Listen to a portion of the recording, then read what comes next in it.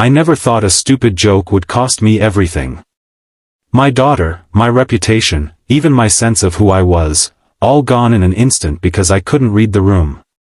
James stared at the camera, his eyes hollow with regret. "But what happened next changed my life forever.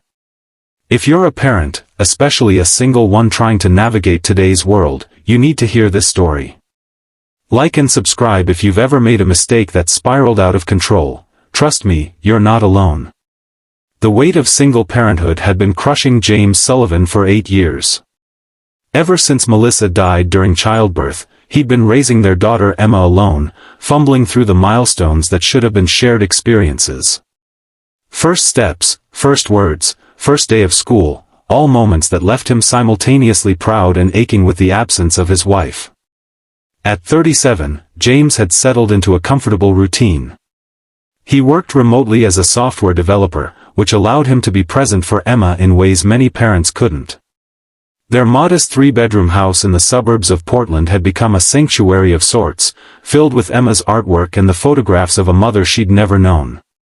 Emma was the spitting image of Melissa, same chestnut hair, same dimpled smile, same fierce intelligence that both intimidated and delighted James. At 8 years old, she was already reading at a 6th grade level and had developed an obsession with marine biology that filled their weekends with trips to the aquarium and beach. "Dad, did you know octopuses have 3 hearts?"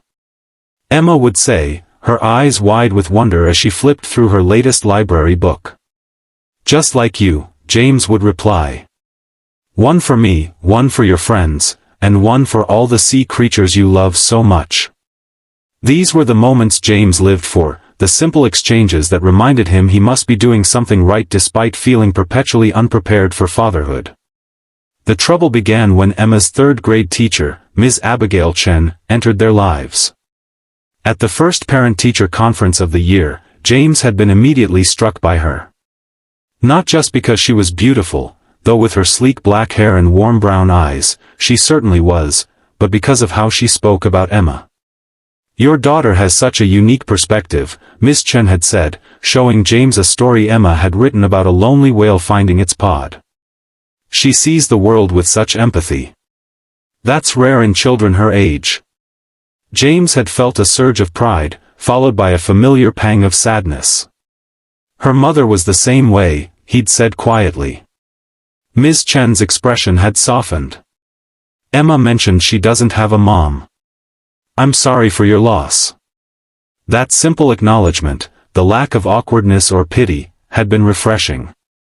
As the school year progressed, James found himself looking forward to his interactions with Ms. Chen. Their email exchanges about Emma's progress evolved into conversations about books they both enjoyed, and eventually, coffee after school hours to discuss Emma's upcoming science fair project. James hadn't dated since Melissa died. The thought of bringing someone new into Emma's life terrified him, and the few times friends had set him up, he'd found himself comparing every woman to his late wife. But with Abigail, as she'd asked him to call her outside of school, things felt different. There was no pressure, just a gradual warming that felt as natural as changing seasons. Emma adored her teacher too, coming home with stories about, "Ms. Chen said this, and Ms. Chen showed us that." For the first time, James allowed himself to imagine a future that included someone else, someone who already cared for Emma and understood the package deal they represented. By spring, James and Abigail had begun seeing each other outside of school contexts entirely. They were careful to keep things professional at school events, but Emma had quickly picked up on the shift in their relationship. "Do you like Ms. Chen, Dad?" she'd asked one night as he tucked her in. Like her? James had hesitated, unsure how to navigate this conversation. "I enjoy spending time with her. Would it bother you if I did like her that way?" Emma had considered this with the seriousness only children can muster for such questions. "No. She makes you laugh. You don't laugh enough." The observation had stunned James. He hadn't realized how perceptive his daughter was to his loneliness, how aware she was of the parts of himself he thought he'd successfully hidden. As their relationship deepened, Abigail began spending more time at their home. She'd help Emma with her homework while James prepared dinner, or they'd all watch nature documentaries together on Friday nights, Emma nestled between them on the couch. It felt like they were building something precious and fragile, a new kind of family that honored what came before while creating space for what could be. Then came the school's annual spring festival. The event was a fundraiser featuring games, food, and performances by the students. Emma was part of a group performing a song about ocean conservation, and her excitement had been building for weeks. "You'll both be there, right?" she'd asked repeatedly. "Dad and Ms. Chen?" "Of course, sweetheart," James had assured her. "We wouldn't miss it." The day of the festival was chaotic. James had a work deadline he barely met, rushing to finish before heading to the school. Abigail had been there since early morning, helping set up with the other teachers. By the time James arrived, the school grounds were packed with families enjoying the beautiful May weather. He found Abigail near the makeshift stage, looking harried but happy in a floral dress that made his heart skip. She'd waved him over, introducing him to several other teachers he hadn't met before. "This is James Sullivan, Emma's dad," she'd said, a hint of something more than professional courtesy in her voice. "Ah, so you're the famous Mr. Sullivan," one of the male teachers had replied. "Abigail mentions you quite often in the break room." James had felt a flush of pleasure at this, coupled with the awkwardness of being discussed when he wasn't present. "All good things, I hope." "The best," the teacher had assured him with a knowing smile. The conversation had flowed easily after that, with James feeling increasingly comfortable among Abigail's colleagues. When Emma's performance time approached, Abigail had excused herself to help the children prepare, leaving James chatting with a group of parents and teachers. Emma's performance had been perfect, at least in James's biased opinion. She'd remembered all her lines and sung with enthusiasm if not perfect pitch. When it ended, the crowd applauded warmly, and James felt that familiar swell of pride mixed with wistfulness. Melissa should have been there to see this. Afterward, as the children dispersed to enjoy the festival activities, James had found himself in line for lemonade behind the school principal, Dr. Winters, a formidable woman in her 50s with a reputation for strictness that belied her genuine care for her students. "Mr. Sullivan," she'd greeted him. "Emma did wonderfully today." "Thank you," he'd replied. "She's been practicing that song in the shower for weeks. I practically know it by heart now." Dr. Winters had laughed. "That's dedication. You know, we're lucky to have parents like you who are so involved in their children's education." The compliment had warmed James. Single parenting often felt like a series of failures punctuated by rare moments of getting it right. External validation was uncommon and deeply appreciated. "I'm just trying my best," he'd said honestly. "And Ms. Chen has been incredible for Emma. She's really blossomed this year." "Abigail is one of our finest teachers," Dr. Winters had agreed. "The children adore her, and she has a special way of connecting with them." Perhaps it was the festive atmosphere, or the pride still coursing through him from Emma's performance, or simply the comfort of speaking with someone who also held Abigail in high regard. Whatever the reason, James had made the fateful mistake that would upend everything. "Between you and me," he'd said with a conspiratorial smile, "I think I'm falling for her as hard as Emma is." The words had barely left his mouth when he registered Dr. Winters' expression shifting from friendly to frozen. Too late, he realized his error, the casual admission of a personal relationship between a parent and teacher, spoken directly to their boss. "Mr. Sullivan," Dr. Winters had said, her voice now formal, "I wasn't aware that you and Ms. Chen had a relationship outside of her professional capacity as Emma's teacher." James had felt his stomach drop. It's not," he'd stammered, but the damage was done. "I see," Dr. Winters had said, clearly seeing all too much. "I think we should continue this conversation in my office next week. There are district policies regarding teacher-parent relationships that may be relevant here." Before James could respond, Emma had bounded up, her face flushed with excitement. "Dad! Ms. Chen said I can help at the face-painting booth. Can I?" The contrast between his daughter's joy and the pit forming in his stomach had been almost unbearable. Of course, sweetheart, he'd managed, watching Dr. Winters walk away with purposeful strides. The rest of the festival had passed in a blur of anxiety. James had tried to find Abigail alone to warn her, but she'd been constantly surrounded by children and parents. By the time the event ended and he'd finally gotten her attention, Dr. Winters had already spoken to her. "She wants to see me in her office first thing Monday morning," Abigail had said, her voice tight with worry as they stood in the nearly empty parking lot. "James, this could be serious. There are ethical guidelines about teachers dating parents of current students." "I'm so sorry," James had said, the weight of his careless comment crushing him. "I wasn't thinking. It just slipped out." Abigail had run a hand through her hair, a gesture he'd come to recognize as a sign of her anxiety. "It's not your fault. We both knew the risks. I love my job, James." The implication had hung between them, unspoken but clear. She might have to choose between her career and their relationship. The weekend had been tense. James had alternated between berating himself for his thoughtlessness and trying to reassure Abigail that everything would be fine. Emma, perceptive as always, had picked up on the strain. "Are you and Ms. Chen fighting?" she'd asked Sunday night. "No, sweetheart," James had answered truthfully. "We're just worried about some grown-up stuff." "Is it because you like each other?" "Tyler in my class said his mom told him teachers aren't supposed to have boyfriends who are dads from their class." James had been stunned by how quickly the gossip had spread. "It's complicated, Em. Sometimes there are rules that make sense for most situations but don't work for everyone." Emma had considered this. "That's stupid," she'd finally declared with the absolute certainty of an 8-year-old. Monday morning had arrived with a sense of impending doom. James had dropped Emma off at school, his heart heavy as he watched her walk into the building where, at that very moment, Abigail might be losing her job because of him. He'd barely been able to focus on work, jumping every time his phone buzzed. Finally, around noon, a text from Abigail had come through. "Can you meet me at Riverside Park after school? We need to talk." The hours until school dismissal had crawled by. James had picked up Emma as usual, trying to act normal as she chattered about her day.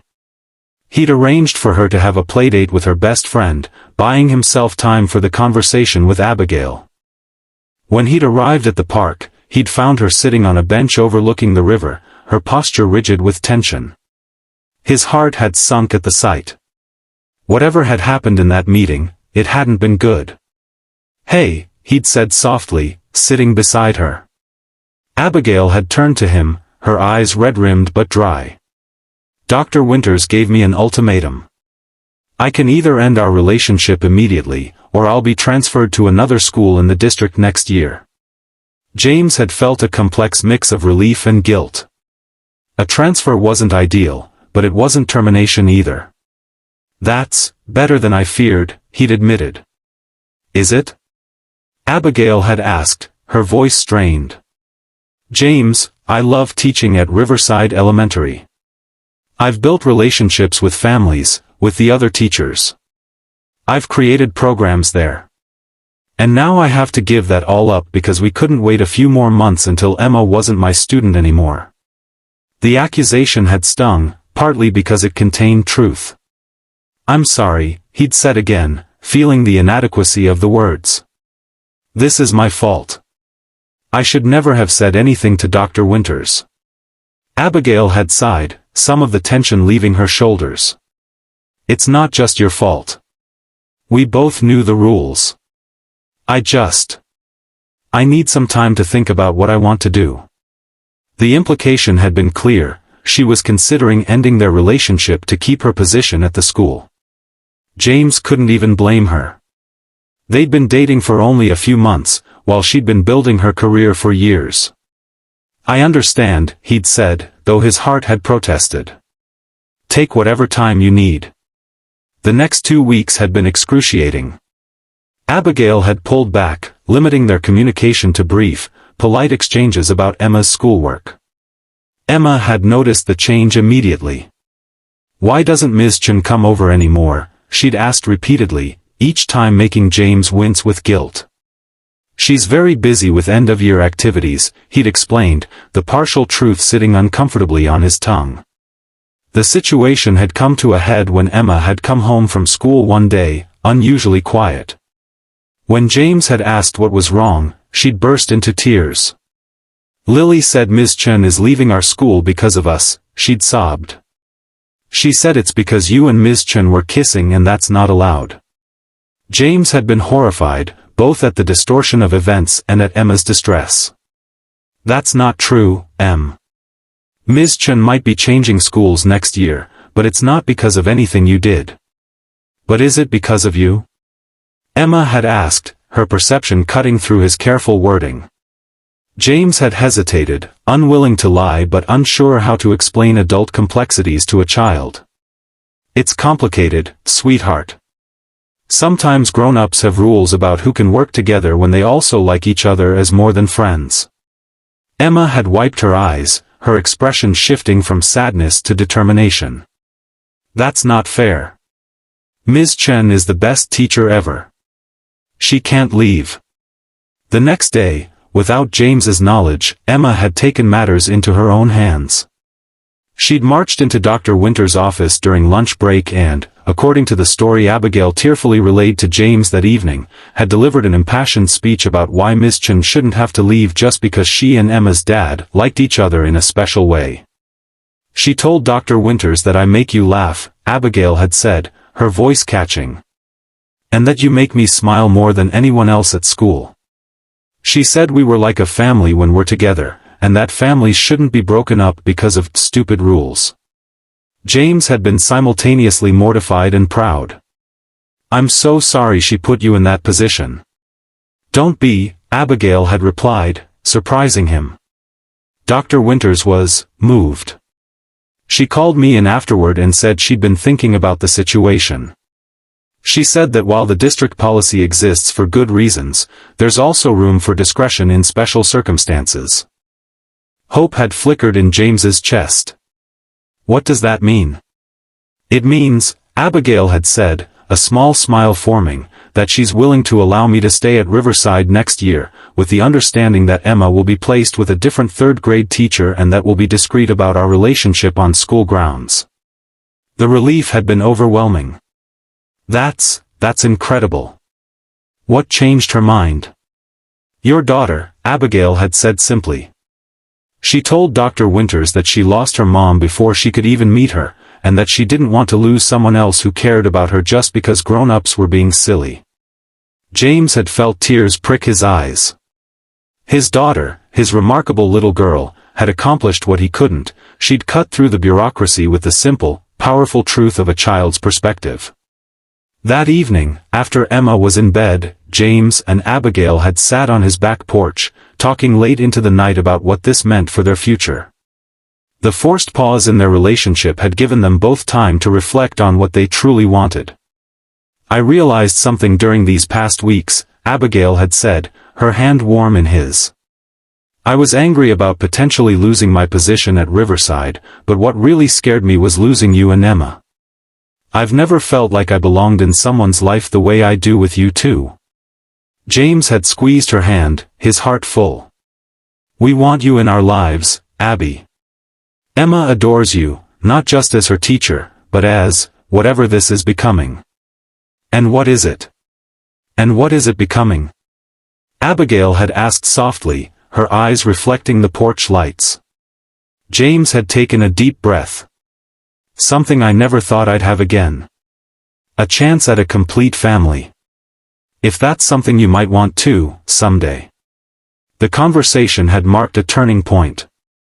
They'd agreed to move forward carefully, respecting the boundaries Dr. Winters had set while allowing their relationship to develop naturally. The summer had given them space to be together without the complications of the teacher-student dynamic, and by the time the new school year started, Emma had a different teacher and Abigail had become a fixture in their home. The transition hadn't been without challenges. There were still parents who whispered when James and Abigail attended school functions together. Emma occasionally struggled with the dual role Abigail played in her life, no longer her teacher but not quite a stepmother either. And James himself sometimes battled guilt, wondering if he was somehow betraying Melissa's memory by finding happiness with someone new. But for every difficult moment, there were dozens of beautiful ones. Abigail teaching Emma to make dumplings from her grandmother's recipe. James and Abigail slow dancing in the kitchen when they thought Emma was asleep, only to find her watching from the doorway with a smile. The three of them planting a garden together, creating something that would grow and flourish just as their relationship was. By Christmas, nearly 8 months after the Spring Festival incident, James knew he wanted to make their family official. He'd taken Emma shopping for a ring, her excitement barely containable as they selected a simple emerald that reminded them both of Abigail's favorite sweater. "When are you going to ask her, Dad?" Emma had pestered him daily. "The right moment will come," he'd assured her, though privately he'd been terrified. What if Abigail wasn't ready? What if the complications of their beginning had left her wary of further commitment? The moment had presented itself on New Year's Eve. They'd stayed home, the three of them making pizza and playing board games as they waited for midnight.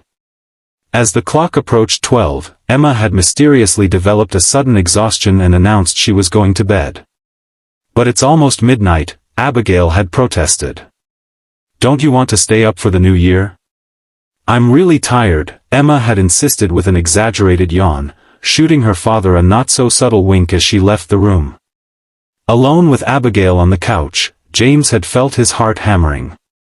"This past year has been a roller coaster," he'd said, taking her hand. "That's putting it mildly," she'd agreed with a laugh. "From almost losing my job to finding a family I never knew I needed. The opening had been perfect." James had reached into his pocket, pulling out the small velvet box. "I never thought I'd get a second chance at love," he'd said, his voice thick with emotion. "After Melissa died, I was sure that part of my life was over. I focused everything on being a good father to Emma, and I thought that would be enough." Abigail's eyes had widened as she realized what was happening. "James. But then you came into our lives," he'd continued, "and showed me that my heart had more capacity than I knew. You've been patient and kind, not just with me but with Emma. You've respected Melissa's memory while helping us build something new." He'd opened the box, revealing the emerald ring. "Abigail Chen, would you do us the honor of becoming part of our family officially? Will you marry me?" The seconds before her answer had stretched eternally. Then, with tears in her eyes, she'd said the word that changed everything, "Yes." From the hallway had come a muffled squeal, followed by the patter of feet as Emma had abandoned her pretense of sleep and rushed in to join their embrace. "We're going to be a real family," she'd exclaimed, her arms wrapped around them both. "We already were," Abigail had corrected gently, kissing the top of Emma's head. "This just makes it official." The wedding had been small but joyful, held in the botanical gardens where James and Abigail had gone on their third date. Emma had served as both flower girl and best daughter, proudly walking down the aisle ahead of Abigail with a basket of rose petals in one hand and the rings tied to a small pillow in the other. During the ceremony, James had included special vows to Emma, promising to always honor her mother's memory while embracing their new future together. There hadn't been a dry eye among the guests as Emma had responded with her own improvised vow, "I promise to be the best daughter to both of you, and to always remember that families can grow in different ways." Now, 2 years later, their family had indeed grown. Abigail had given birth to a son they named Leo, after her grandfather. Emma, now 10, had embraced her role as big sister with a fierce protectiveness that sometimes made James and Abigail exchange amused glances over her head. Life wasn't perfect. They still had arguments and misunderstandings. Emma still had days when she missed the mother she'd never known with an ache that no stepmother, however loving, could fully soothe. James still occasionally woke from dreams of Melissa with a sense of disorientation, momentarily confused by the different woman sleeping beside him. But these moments were part of their story, not detractions from it. They had built something beautiful from an awkward beginning, something that honored the past while embracing the future. As James looked at the camera, finishing his story for the YouTube audience, his eyes were no longer hollow with regret but bright with gratitude. "That careless joke at a school festival could have cost me everything," he said. "Instead, it became the catalyst for the most honest conversations of my life." When Emma marched into her principal's office that day, she taught all of us adults a lesson about what really matters. She said something so simple yet so profound that it changed Dr. Winter's mind and, ultimately, our lives. He paused, smiling at the memory. She said, "Grown-ups make rules to protect kids, but this rule is hurting me. My dad and Ms. Chen are happier together, and that makes me happier too. Isn't that what you really want for your students?" James leaned forward, his expression earnest. "Sometimes our biggest mistakes lead to our greatest blessings, but only if we're brave enough to face them honestly and fix what we've broken." I almost lost Abigail because of my thoughtless comment, but Emma's courage and wisdom showed us all a better way forward. From off-camera came Abigail's voice, "Are you almost done with your video? Leo's finally asleep, and Emma wants to show us her science project before bed." James smiled, the love evident in his expression. "Just wrapping up," he called back before turning to the camera one last time. "If you're struggling with a mistake that seems too big to overcome, remember this: honesty, courage, and love can rebuild what carelessness destroys. Sometimes what comes after the mistake is even more beautiful than what came before it." He reached forward to turn off the camera, but not before adding, "If this story touched you, please like and subscribe. I'll be sharing more about our journey as a blended family, including the challenges and joys of raising children who teach us as much as we teach them." Until next time, remember that second chances often come in unexpected packages, and sometimes, the most profound wisdom comes from the smallest voices in our lives. The screen faded to black, but the message lingered. From a single careless joke had come a journey of growth, forgiveness, and the creation of a family bound not by perfect beginnings but by perfect love.